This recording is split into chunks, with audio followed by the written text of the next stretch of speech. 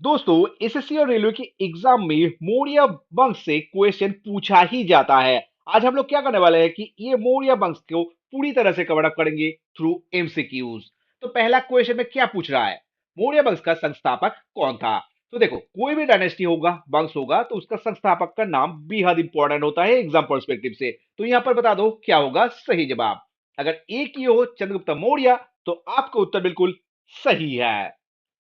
अब दूसरा सवाल, चंद्रगुप्त मौर्य ने नंद वंश की किस अंतिम शासक को पराजित करके मौर्य साम्राज्य की स्थापना की थी।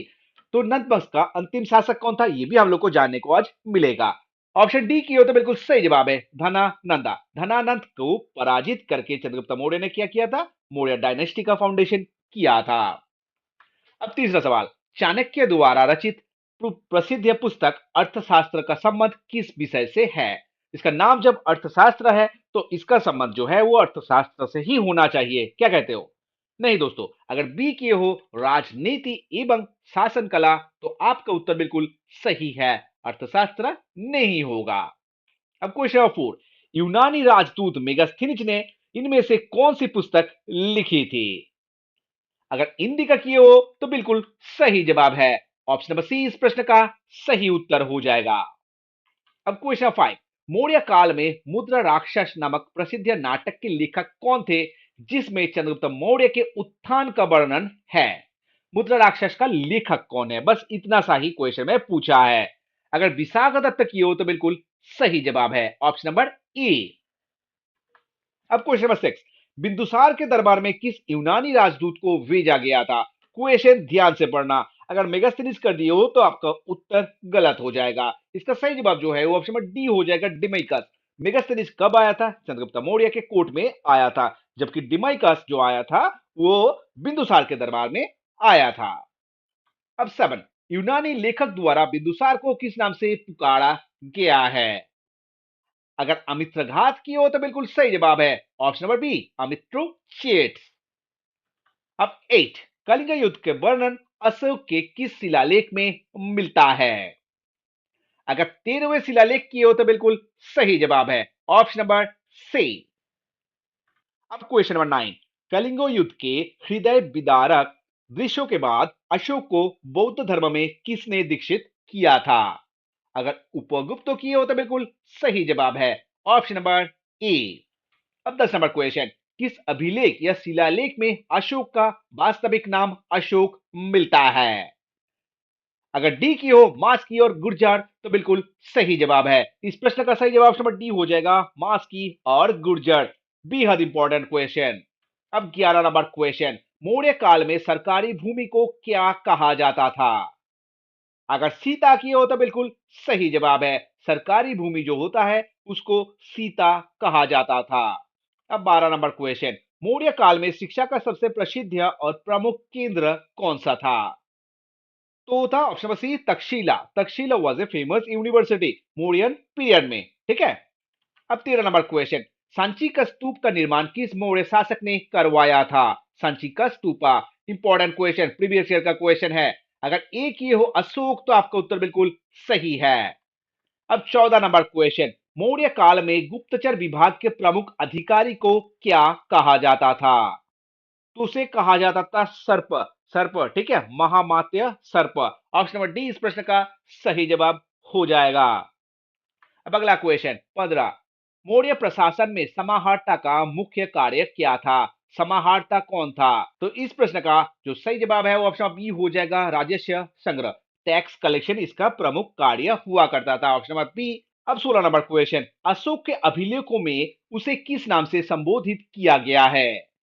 अगर सी की हो प्रियदर्शी, तो बिल्कुल सही जवाब है, अशोक ने अपने आप को प्रियदर्शी कह के पुकारा है। अब 17 नंबर क्वेश्चन, अशोक के शिलालेखों को पढ़ने वाला पहला व्यक्ति कौन था।